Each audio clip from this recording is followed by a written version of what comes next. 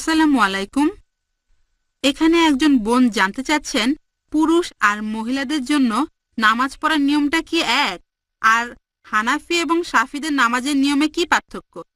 বোন, আপনি প্রশ্ন করলেন যে নামাজ পড়ার নিয়মটা পুরুষ আর মহিলাদের ক্ষেত্রে এক কিনা, শাফি আর হানাফির ক্ষেত্রে এক কিনা। আমাদের নবীজি মুহাম্মদ সাল্লাল্লাহু আলাইহি ওয়াসাল্লাম বলেছেন, এটা আছে সহিহ বুখারীতে খণ্ড নম্বর 1।